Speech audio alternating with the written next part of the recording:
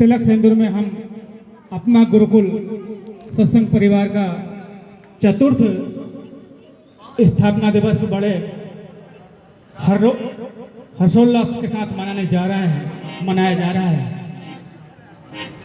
तो इस अवसर पर अपना गुरुकुल परिवार की ओर से मैं सभी सम्मानित सज्जनों से ये विनम्र निवेदन करना चाहता हूँ कि हम जो यहाँ पर उपस्थित होते हैं तो हम थोड़ा समय का विशेष ध्यान रखेंगे।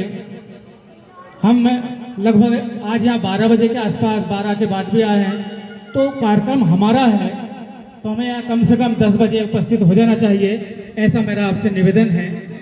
और इतना सुंदर जो अपना गुरुकुल परिवार का जो प्लेटफॉर्म हमें हमारे एडमिन साहब परम सम्मानीय श्री शीतल भैया चौधरी साहब ने जो उपलब्ध कराया है, ये वास्तव में बहुत ही स्वागत योग्य है कि हमें घर बैठे ही सारी समस्याओं का समाधान अपना गुरुकुल परिवार के माध्यम से घर बैठे ही ज्ञानियों से मिल जाता है।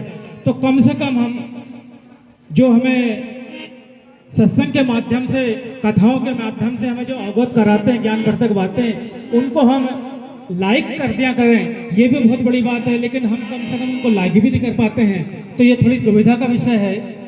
देखिए, ऐसा नहीं मान लेना कि कोई मैं आदेश वाली भाषा बोल रहा हूँ। मैं बार बार निवेदन करना चाहता हूँ कि बस हम लाइक तो कर दें, तो कम से कम जो हमें जो बातें बता रहे हैं हमारे गुरुकुल के जो साथी लोग, किसी विषय में पूछा जा रहा है तो उनको एक थोड़ा अपना एक उत्साहवर्धन होता है। देखिए, सत्संग मतलब सत्य और असत्य के भेद को जान लेना ही ज्ञान है। असत्य अर्थात जो नहीं है फिर भी होने का भ्रम देता है, ये असत्य है। जैसे रस्सी में सांप का भ्रम। और सत्य यानी जो अनादि अनंत और सदा के लिए है, वो सत्य है।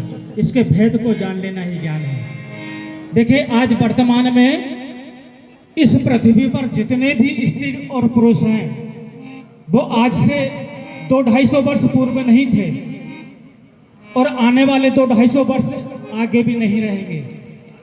इस बात को लेकर शायद ही हम किसी को संशय हो, और होगा भी नहीं और होना भी नहीं चाहिए, क्योंकि उत्पत्ति, विकास, ह्रास, नाश ये प्रकृति का नियम है, सिद्धांत है।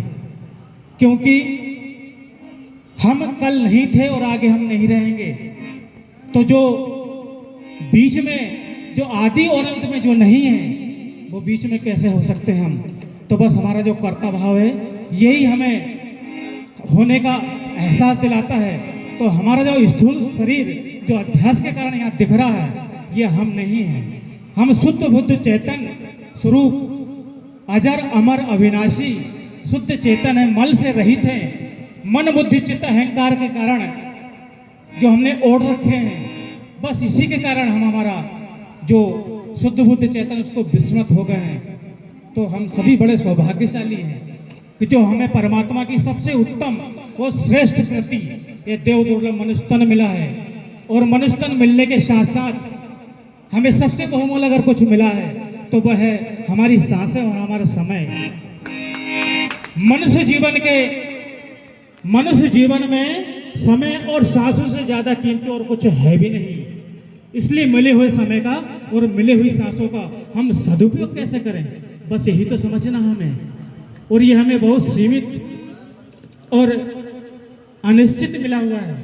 सीमित से मतलब कोई 60 साल, 70 साल, 100 साल, कोई 100 साल से 1-2 साल, 10 साल आगे पीछे हो सकता, कोई बड़ी बात नहीं है।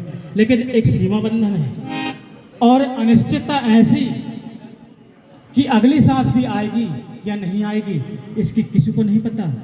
इसलिए हमें मिली हुए समय का सदुपयोग करना चाहिए। इसी उद्देश्य के लिए हमें तो ये मानव तन मिला है। तो मैं कहाँ से आया हूँ, मैं कौन हूँ और कहाँ जाऊँगा, मेरे होने की वजह क्या है, इन सभी उद्देश्य के लिए तो हमें ये देव दुर्लभ मनुष्य तन मिला है। और इसलिए मनुष्य देह की महिमा का गुणगान किया है। अगर हमने समय के रहते हुए ये मनुष्य देह जिस उद्देश्य के लिए मिली है वो उद्देश्य पूरा नहीं किया है, तो ये हानि और नुकसान ये बहुत छोटी चीज है। हमें ये मनुष्य तन मिलना ही व्यर्थ चला जाएगा।